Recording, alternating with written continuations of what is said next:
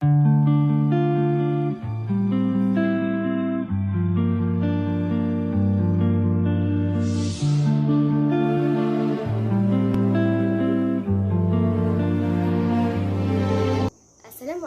warahmatullahi wabarakatuh. Nama saya Akila binti Bahruddin. Nombor matrik I193041197. InsyaAllah saya akan meneruskan pembentangan ini dengan membincangkan subtopik mengenai biografi Imam Nasai dan juga Imam Ibnu Majah. Okey, pertama sekali kita lihat dulu biografi Imam Nasai. Okay. Nama penuh bagi Imam Nasai ialah Ahmad bin Shu'aib bin Ali ibnu Sinan bin Bahar bin Dinar Abu Abdurrahman Al-Khurasani An-Nasai Al-Qadi Al-Hafiz. Okay. Atau juga dikenali sebagai Al-Nasai dan Abu Abdurrahman. Beliau dilahirkan pada 215 Hijriah di sebuah desa bernama Nasa yang terletak di Khurasan, iaitu merupakan sebuah daerah di timur laut Iran. Beliau meninggal dunia pada hari Isnin 13 Safar tahun 303 Hijriah di kota Ar-Ramallah, Palestin ketika berumur 88 tahun. Okey, seterusnya kita lihat pula kepada sifat Imam Nasai. Al-Nasai ini dia merupakan seorang yang kacak, segak, berkulit cerah serta memiliki wajah yang bercahaya. Beliau juga amat mementingkan kesihatan badan, cara pemakanan serta kemas dalam berpakaian. Sebab itulah beliau ni dia suka memakai pakaian yang berwarna hijau muda sebagai menggantikan warna tumbuhan hijau yang baik untuk kesihatan mata. Okey, selain itu beliau juga adalah seorang yang warak, zuhud, amanah serta tekun dalam beribadah. Contohnya, beliau berpuasa seperti puasa Nabi Daud, iaitu puasa sehari dan berbuka sehari di samping gigih melakukan ibadah haji serta berjuang di jalan Allah. Okey, baik, seterusnya bagi pendidikan Imam Nasai pula. Okey, semenjak kecil lagi Imam Nasai ini sudah mencintai ilmu. Beliau mengembara dalam pencarian ilmu sejak usia 15 tahun, iaitu pada tahun 230 Hijriah. Okey, beliau juga pernah berguru dengan Qutaibah bin Sa'id Al-Balqi yang mana merupakan guru kepada Imam Daud selama setahun 2 bulan. Okey, hasil daripada itu, beliau telah memperoleh ilmu yang banyak daripada gurunya yang menetap di wilayah Balkh, Afghanistan. Okey, setelah itu, beliau meneruskan penjelajahan ke serata daerah dan negeri untuk menimba ilmu daripada ulama pada waktu itu.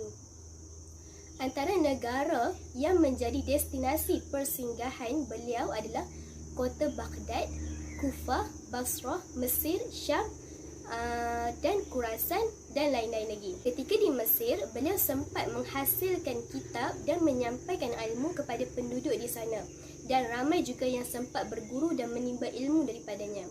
Okey, Imam Nasai ini juga pernah memegang jawatan sebagai qadi di Mesir kerana beliau ini memiliki ilmu yang tinggi dalam bidang fiqh. Okey, akhir sekali, tidak lama kemudian, beliau mula berpindah ke Damsyik setelah dilantik sebagai qadi di Hims, sehinggalah beliau meninggal dunia. Okey, baik, kita teruskan lagi slide yang seterusnya, iaitu kitab-kitab karangan Imam Nasai.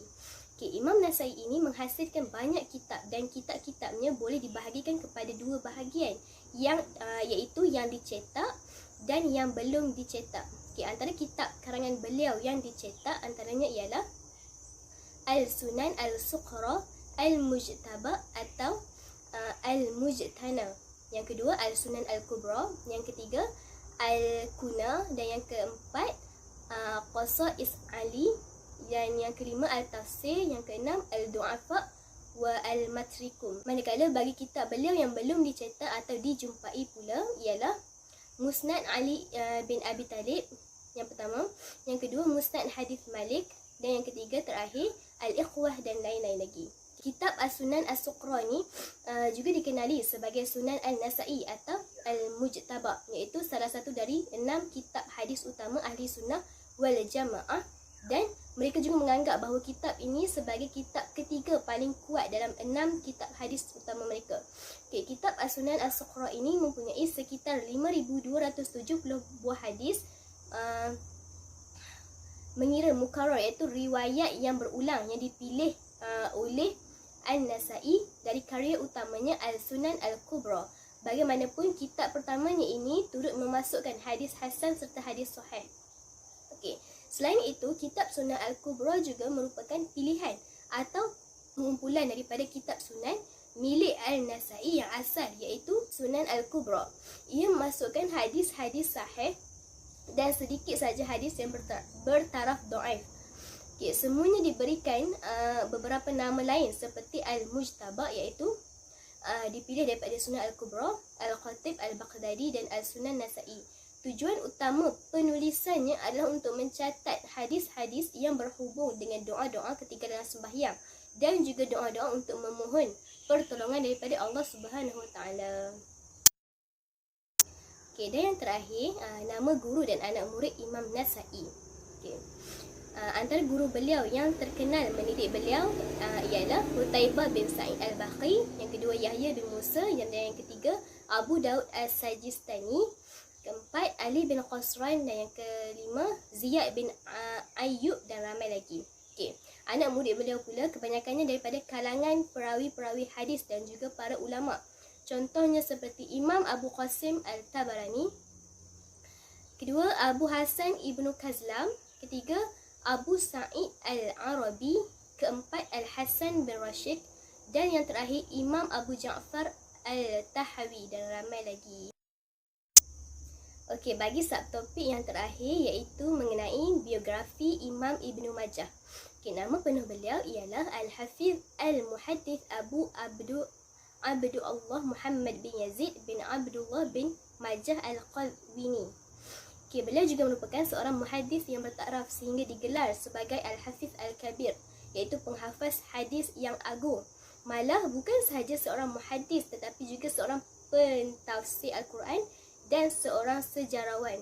Nama Ibnu Majah ini juga dinisbahkan kepada ayahnya Yazid, yang juga dikenali dengan sebutan Majah Maula Rab'at.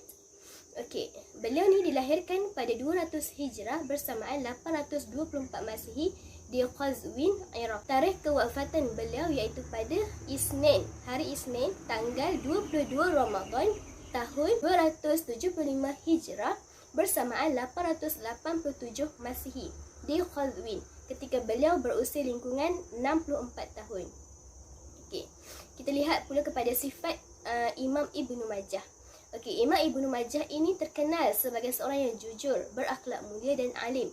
Selain itu, beliau juga seorang yang mempunyai ilmu pengetahuan yang sangat luas dan banyak menghafal hadis, dan merupakan seorang tokoh yang terkenal dalam bidang hadis dan terhebat dalam bidang penghafalan serta ketekunan beliau dalam meriwayatkan hadis.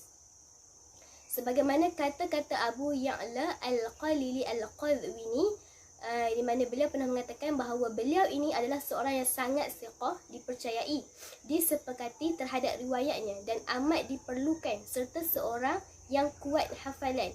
Okey, beliau telah meninggalkan banyak karya-karya ilmiah dalam berbagai bidang ilmu keislaman. Okey, seterusnya bagi pendidikan Imam Ibnu Majah pula. Okey, Imam Ibnu Majah ini merupakan seorang yang sangat mencintai ilmu pengetahuan dan hadis. Sejak kecil lagi, beliau sudah terdedah dengan bidang keilmuan.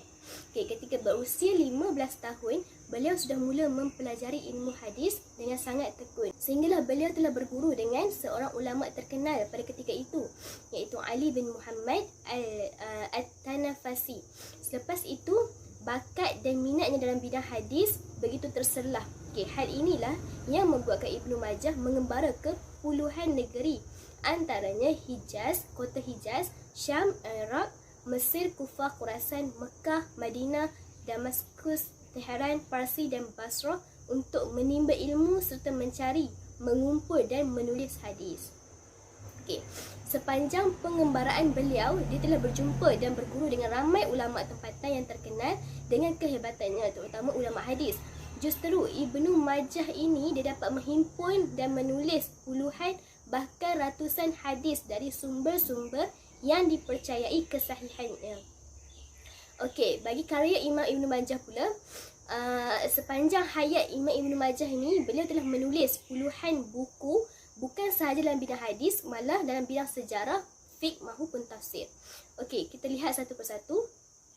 Dalam bidang tafsir, beliau telah mengarang kitab tafsir Al-Quran Al-Karim. Okey, di mana kitab tafsir beliau ini telah mendapat pujian daripada seorang ahli tafsir terkenal, iaitu Ibnu Katsir. Okey, sementara itu dalam bidang sejarah pula, Ibnu Majah telah mengarang kitab At-Tarikh, iaitu kitab ini telah menghuraikan ataupun membahaskan tentang biografi para perawi hadis sejak awal hingga pertengahan abad ke-3 Hijrah. Okey, yang terakhir kita lihat pula kepada nama guru dan juga anak murid Imam Ibnu Majah. Okey, guru bagi Imam Ibnu Majah yang pertama adalah Ali bin Muhammad Al-Tanafusi, yang kedua Abu Mus'ab Az-Zuhri, yang ketiga Ibrahim bin Munzir Al-Hizami, yang keempat Abu Bakar bin Abi Syaibah, dan yang kelima Hisham bin Ammar. Okey, manakala anak murid beliau pula merupakan Muhammad bin Isa Al-Abhari, yang kedua Abu Al-Hasan Al-Qattan, dan yang ketiga Sulaiman bin Yazid Al-Qazwini, dan yang keempat Ibnu Sibawayh, dan yang terakhir Ishaq bin Muhammad. Okey, setakat itu saja daripada saya. Saya serahkan semula kepada pembentang yang seterusnya. Terima kasih. Assalamualaikum warahmatullahi wabarakatuh. Nama saya Nur Syahida binti Yusof, bernombor matrik I19304228. Okay, insya-Allah saya akan menyambung pembentangan dengan subtopik cara penyusunan kitab An-Nasa'i. Okay, antara cara yang digunakan Imam An-Nasa'i untuk menyusun kitab beliau ialah dengan menggunakan metod sunan, iaitu menggabungkan antara kitab fiqh dan juga kitab sanad. Dalam kitab ini, Imam An-Nasa'i telah menggunakan kaedah penyusunan mengikut susunan sunan, iaitu menggabungkan antara kitab fiqh dan juga kitab sanad. Imam An-Nasa'i menyusun hadis di dalam kitab ini dengan cara mengkhususkan hadis-hadis marfu' dan juga hukum-hukum tanpa memasukkan perkara berkaitan dengan khabar dan etika dan juga ma'udah. Okay, antara perbahasan kitab fiqh dalam sunan yang disusun di dalam kitab ini ialah berkaitan dengan ibadah, muamalah, munakahat, jinayat, adab dan juga ilmu, yang mana kitab An-Nasa'i ini adalah kitab yang paling banyak memuatkan hadis, iaitu sebanyak 5,748 hadis dibandingkan dengan kitab-kitab sunan yang lain. Yang kedua, Imam An-Nasa'i hanya menggabungkan hadis-hadis yang bersumberkan Nabi Muhammad SAW dan para tabi'in sahaja. Imam An-Nasa'i mengumpulkan hadis-hadis yang berkaitan dengan hukum kerana kitab sunan tidak menggabungkan hadis-hadis yang berkaitan dengan tafsir, akhbar iaitu berita sebelum nubuah, manaqib iaitu darjat para sahabat dan juga mawa'iz. Imam An-Nasa'i dikenali sebagai ulama hadis yang sangat teliti terhadap hadis dan para perawi. Beliau sangat teliti dalam menyusun sunan. Imam An-Nasa'i telah berjaya menyusun beberapa kitab. Saya akan jelaskan lima kitab yang berjaya disusun oleh Imam An-Nasa'i dan juga kitab yang paling masyhur di kalangan masyarakat. Okey, yang pertama ialah kitab Al-Kubra. Sunan Al-Kubra adalah kitab hadis yang pertama disusun oleh Imam An-Nasa'i. Dalam kitab ini terdapat hadis sahih, hadis yang mana hadis sahih ini ialah termasuk juga pada kriteria penilikan oleh Imam An-Nasa'i. Kemudian terdapat juga hadis-hadis yang berillah. Kitab yang kedua pula ialah kitab Al-Sughra atau dikenali sebagai kitab Mujtaba. Kemudian kitab yang ketiga pula ialah kitab Al-Khosais. Kitab Al-Khosais ini telah diselesaikan oleh Imam An-Nasa'i ketika beliau menetap di wilayah Damaskus. Antara isi-isi yang terdapat dalam kitab ini ialah merangkumi reputasi kepribadian, keilmuan, prestasi pemerintahan, iaitu pemerintahan Ali bin Abi Thalib berserta Ahlul Bait, Nabi Muhammad sallallahu alaihi wasallam. Okay, kemudian kitab keempat dan kelima yang berjaya dihasilkan oleh Imam An-Nasa'i ialah kitab Fadail Sahabat dan juga kitab Al-Manasik. Okay, kitab Al-Manasik ini adalah berdasarkan hukum-hukum fiqh. Untuk lebih memahami cara penyusunan kitab An-Nasa'i, saya akan menjelaskan beberapa kaedah ataupun metod yang digunakan Imam An-Nasa'i dalam menyusun kitab beliau. Yang pertama berkenaan dengan kitab taharah dan bab taharah dan juga solat, yang mana Imam An-Nasa'i telah menyusun awal bab pertama hingga bab ke-21, termasuk dalam bab yang membahaskan berkenaan dengan taharah dan juga solat. Okey, metod yang kedua pula ialah berkenaan dengan puasa dan zakat. Yang mana Imam An-Nasa'i telah menyusun bab puasa didahului terlebih dahulu berbanding dengan bab zakat. Metod ketiga yang digunakan Imam An-Nasa'i dalam penyusunan kitab beliau ialah dengan menjarakkan bab Qismu Al-Fa'il dan bab Al-Khail. Bab Qismu Al-Fa'il iaitu harta pampasan perang dan juga bab Al-Khail diletakkan jauh daripada bab jihad. Selain itu, Imam An-Nasa'i juga telah memisahkan antara kitab pembahagian harta wakaf, harta wasiat, hibah dan rukbah, sedangkan bab faraid tidak dibahaskan dan disusun. Bukan itu sahaja, Imam An-Nasa'i juga memisahkan bab kitab Al-Ashribah iaitu minuman, Al-Sa'id memburu, Al-Zaba'i sembelihan dan juga Al-Dahaya iaitu binatang korban. Yang terakhir, metod yang digunakan Imam An-Nasa'i dalam penyusunan kitab beliau ialah beliau telah mengakhirkan bab iman, yang mana bab iman diletakkan di akhir perbincangan. Kemudian kita lihat pula cara penulisan kitab Ibnu Majah. Di sini saya senaraikan dua cara yang digunakan Ibnu Majah di dalam penulisan kitab beliau. Yang pertama ialah cara penulisan kitab Ibnu Majah ini disusun sangat baik, malah diakui oleh ulama, yang mana kitab sunan ini tidak banyak melakukan pengulangan-pengulangan dalam periwayatan hadis. Yang kedua pula ialah kitab Sunan Ibnu Majah ini ditulis selepas gerakan awal pembukuan hadis. Kitab Sunan Ibnu Majah menghimpunkan pelbagai hadis, iaitu hadis sahih maupun hadis tidak sahih. Oleh sebab itu, para ulama telah menempatkan posisi kitab Sunan Ibnu Majah termasuk dalam Kutubus Sittah di tingkatan terakhir sebelum Sahih Bukhari, Sahih Muslim, Sunan Abu Dawud, Sunan An-Nasa'i dan juga Sunan At-Tirmidzi. Seterusnya kita lihat pula kepada metod penyusunan kitab Ibnu Majah. Di sini saya senaraikan 4 metod yang digunakan Ibnu Majah dalam penyusunan kitab beliau. Baiklah, kita lihat yang pertama. Yang pertama ialah Ibnu Majah menyusun hadis-hadis mengikut bab-bab dalam kitab fiqh. Hal ini telah memudahkan usaha untuk mencari dalil hadis untuk hukum-hukum fiqh kerana telah dikelaskan mengikut bab.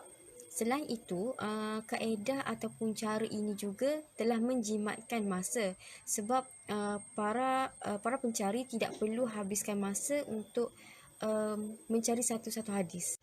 Kemudian metod yang kedua pula ialah di dalam susunan kitab Ibnu Majah, beliau tidak menyatakan ataupun menyebutkan syarat-syarat sanad hadis, yang mana Ibnu Mulkin juga ada menyatakan bahawa aku tidak menemukan syarat-syarat sanad hadis di dalam kitab beliau. Selain itu, kitab Sunan Ibnu Majah ini juga adalah kitab yang banyak kelemahannya jika dibandingkan kitab-kitab yang lain. Seterusnya, metod yang ketiga pula ialah tidak mengulang penulisan sanad dan hadis. Kaedah asal dalam meriwayatkan hadis adalah menggunakan sanad masing-masing, tetapi berbeza dengan Ibnu Majah yang mana beliau menggunakan kaedah istishhar al-sanad, iaitu meringkaskan sanad. Assalamualaikum warahmatullahi wabarakatuh. Nama saya Nur Aziza binti Ali, nombor metri I20104617. Saya akan menyambung pembintangan ini iaitu pada syarat sahih kitab Sunan An-Nasa'i dan syarat sahih kitab Ibnu Majah. Yang pertama sekali, syarat sahih kitab Sunan An-Nasa'i. Syarat-syarat kesahihan hadis menurut Imam An-Nasa'i sama seperti Imam Al-Bukhari, Imam Muslim dan Imam Abu Daud, iaitu sanad bersambung, perawi mestilah adil, perawi mestilah seorang yang dhabit, tiada syaz dan tiada illah. Hadis itu mestilah diriwayatkan daripada perawi yang berdasarkan kepada ijma' para fuqaha. Dalam mengumpul dan mencatat hadis, Imam Nasa'i akan mencatat rangkaian-rangkaian sanad yang berlainan bagi sesebuah hadis. Kemudian, beliau menjelaskan mana yang benar di antara rangkaian tersebut. Sekiranya terdapat sanad yang tidak benar, Imam Nasa'i akan menjelaskan sebab dan punca kecacatannya. Untuk itu, di dalam kitab Sunan An-Nasa'i terdapat hadis sahih, hasan dan dhaif. Walaupun di dalam kitab tersebut terdapat hadis dhaif, namun hanya segelintir sahaja hadis dhaif yang dikumpulkannya. Seperti yang kita ketahui, Imam An-Nasa'i termasuk ulama yang ketat dalam menilai sesuatu hadis dan selektif dalam menyaring hadis. Beliau tidak mengambil hadis yang ada dalam jalur sanad terdapat Ibnu Lahiyah, iaitu seorang periwayat yang menurut penilaian beliau lemah kerana bergantung pada salinan orang lain dalam meriwayatkan hadis. Adapun syarat kesahihan hadis menurut Imam Nasa'i sama seperti syarat kesahihan menurut Imam Bukhari, Imam Muslim dan Imam Abu Daud. Namun, tidak bererti semua hadis yang terdapat di dalam kitab sunannya berkualiti sahih. Menurut penelitian ulama', hadis-hadis yang terdapat di dalam kitabnya ada yang sahih, hasan dan dhaif. Bahkan, ada ulama' yang menilai bahawa ada periwayat di dalamnya majhul dan majruh, mu'alla dan munkar. Dalam hal ini, Muhammad bin Ali Al-Shawkani menyatakan bahawa penilaian ulama' terhadap sebahagian periwayat di dalam kitab Sunan An-Nasa'i berlebih-lebihan. Dalam kitab tersebut, memang ditemui hadis-hadis dhaif. Tetapi, jika dibandingkan dengan kitab Sunan lain, Sunan An-Nasa'i memuat paling sedikit hadis dhaif. Bahkan, menurut Abu Abdullah Muhammad bin Ahmad Al-Zahabi dan Ibnu Al-Shubki, sebagaimana dikutip oleh Muhammad bin Ali Al-Shawkani, juga bahawa Imam Al-Nasa'i lebih hafiz dari Imam Muslim. Hadis-hadis dhaif yang dikemukakan di dalam kitab Sunan An-Nasa'i dijelaskan kecatatannya oleh Imam An-Nasa'i. Okey, seterusnya syarat sahih kitab Ibnu Majah. Imam Ibnu Majah tidak menjelaskan syarat-syarat beliau ketika menyusun kitab ini, tetapi berdasarkan gaya penyusunan kitab ini, jelas kelihatan bahawa beliau berhasrat untuk mengumpulkan hadis-hadis hukum yang dijadikan hujah oleh fuqaha secara ringkas. Selain itu, beliau tidak mensyaratkan hadis-hadis sahih sahaja, terutamanya apabila berkaitan dengan hadis-hadis fadail. Tambahan pula, Ibnu Majah, beliau banyak meriwayatkan hadis daripada perawi-perawi matruk dan majhul.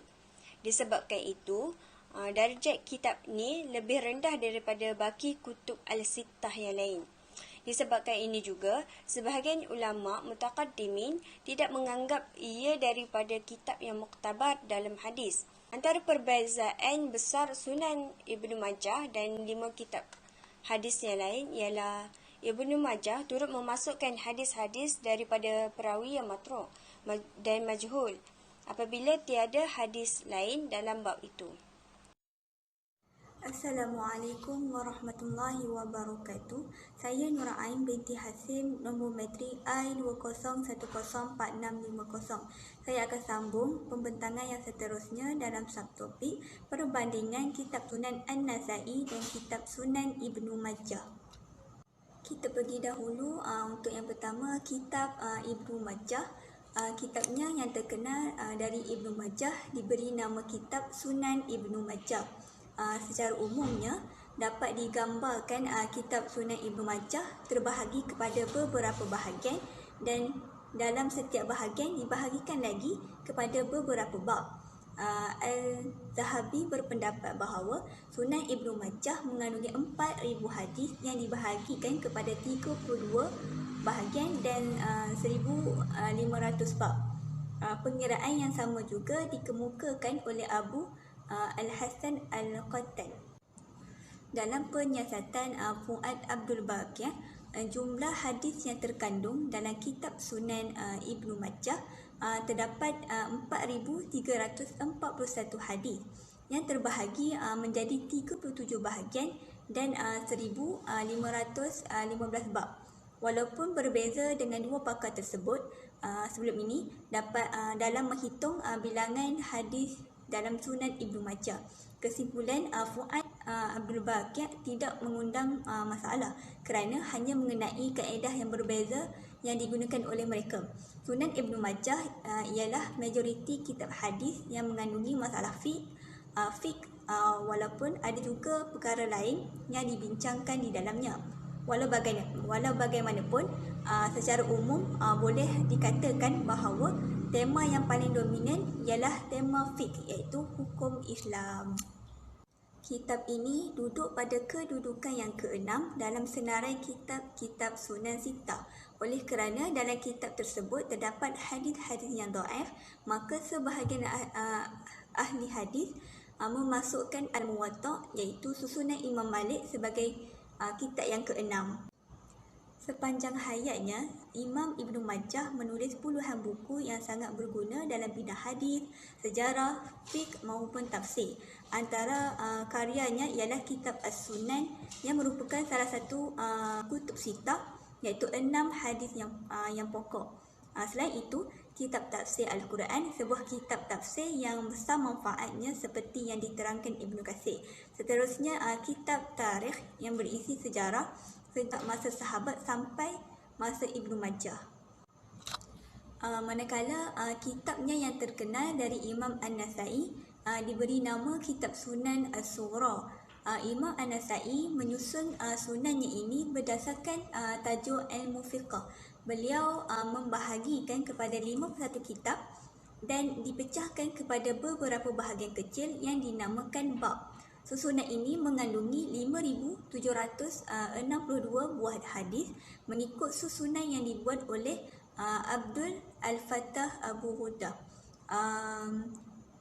Sunan An-Nasai menduduki tempat ketiga selepas Sahih Bukhari dan Muslim dari sudut kurangnya bilangan hadis dhaif. Namun, secara keseluruhannya, Sunan Nasai berada pada tempat kelima daripada kitab Sunan yang ke-6, iaitu Kutub Sittah. Imam An-Nasai menghasilkan banyak kitab dan kitab-kitabnya boleh dibahagikan kepada dua bahagian, iaitu yang dicetak dan yang tidak dicetak. Antara kitab karangan beliau ialah As-Sunan As-Sughra, iaitu Al-Mujtana atau Al-Mujtaba, As-Sunan Al-Kubra, Al-Kuna, Khasa'is Ali, Al-Tafsir dan Al-Duwafa wa Al-Matrikum.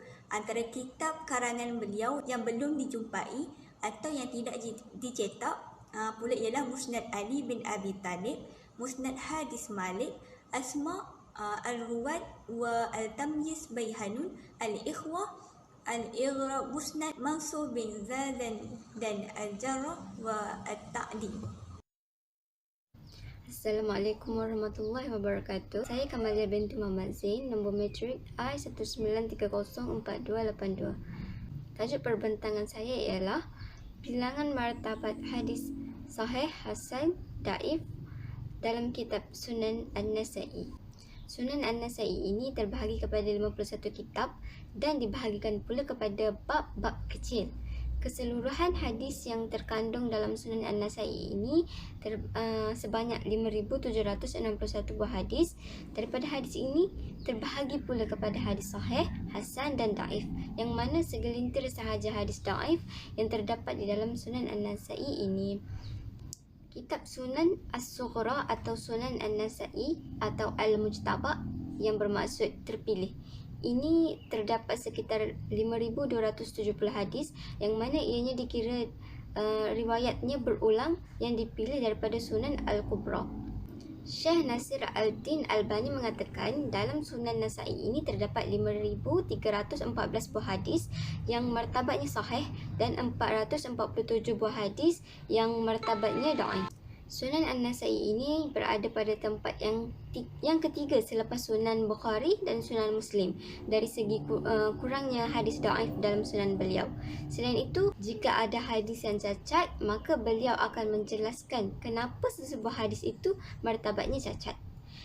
Imam Nasa'i merupakan seorang yang banyak hafalan hadis dan sangat teliti dalam menyusun hadis serta pensyaratan yang dilakukannya sangat ketat kepada para perawi berbanding dengan Imam Muslim, dan sebahagian dari pakar ilmu agama memuliakan kitab beliau.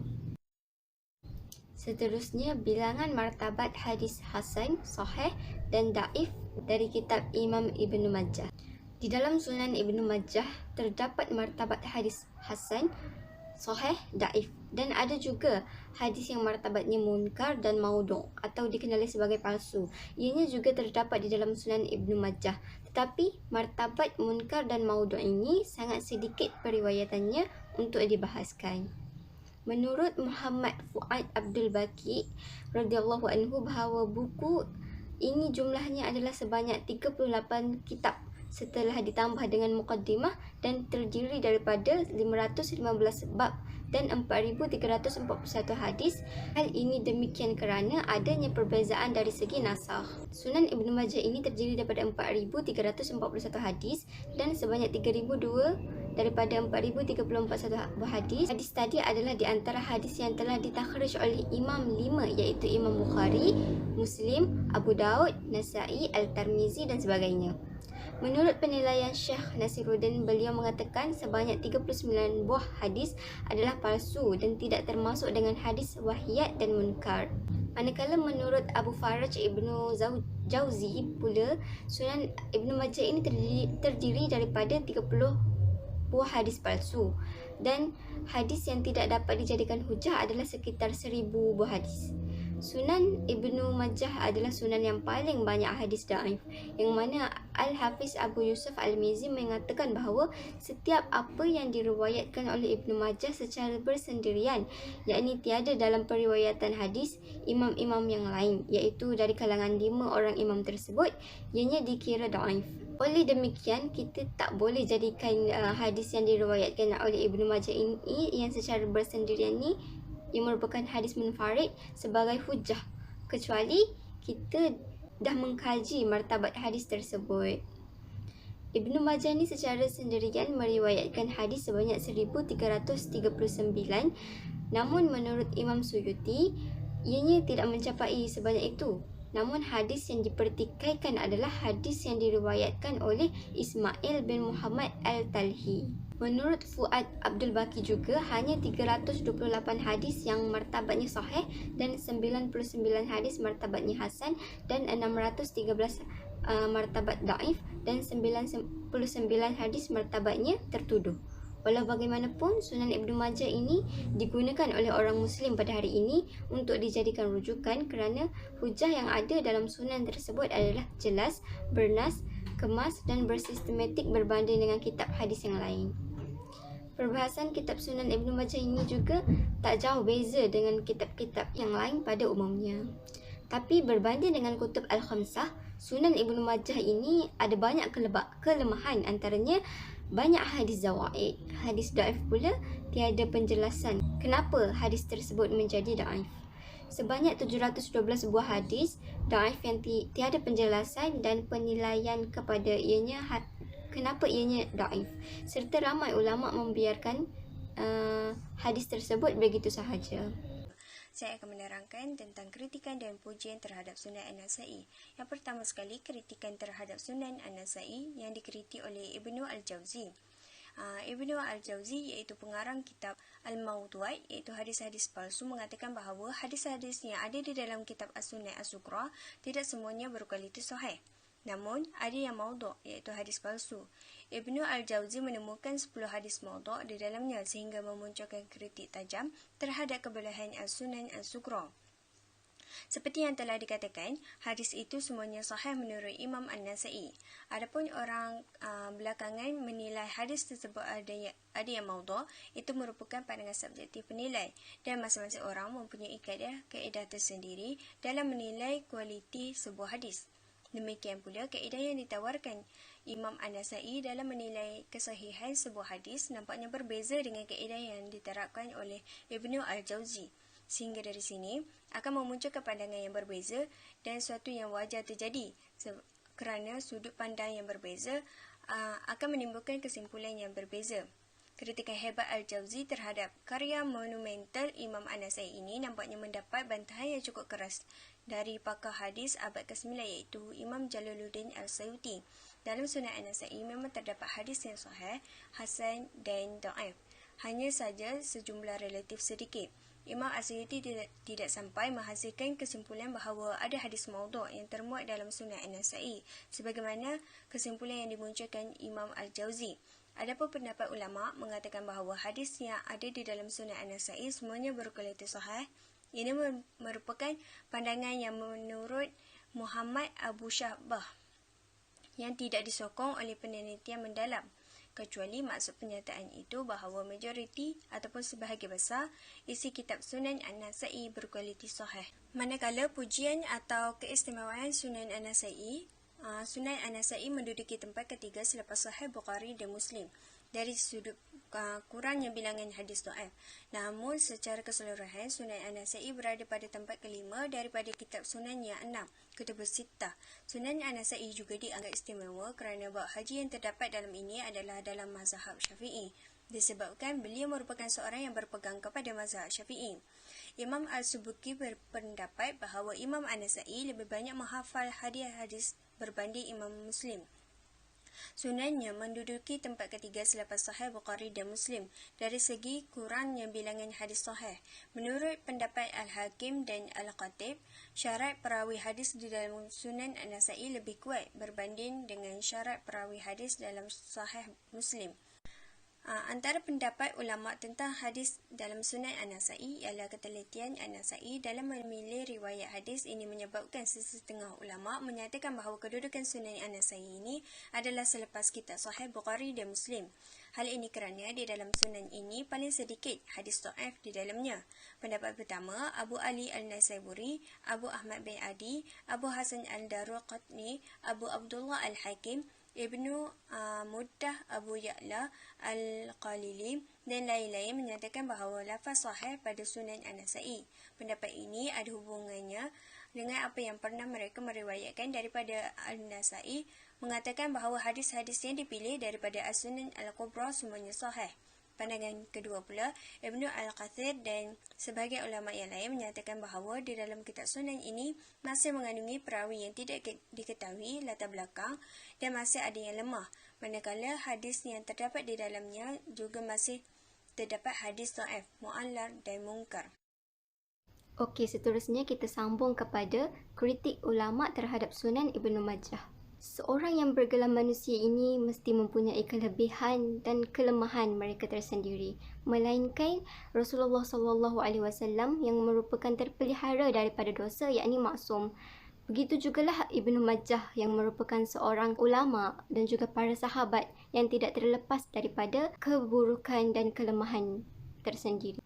Namun, Ibnu Majah, beliau dikurniakan kecerdasan minda dan kekuatan fikiran untuk menghafal banyak hadis. Berkat kegigihan dan istiqamah beliau dalam dunia pendidikan, beliau telah mencipta sebuah buku iaitu Kitab Sunan Ibnu Majah. Serta kitab beliau menjadi rujukan seluruh umat Islam dan beliau juga merupakan ulama yang disegani sehingga kini. Menurut Imam Ibnu Hajar di dalam kitabnya iaitu Tahzib At-Tahzib, beliau mengkritik bahawa Sunan Ibnu Majah ini adalah kitab yang terdapat beberapa hadis yang lengkap dan mempunyai banyak bab, tetapi juga mempunyai hadis yang dhaif.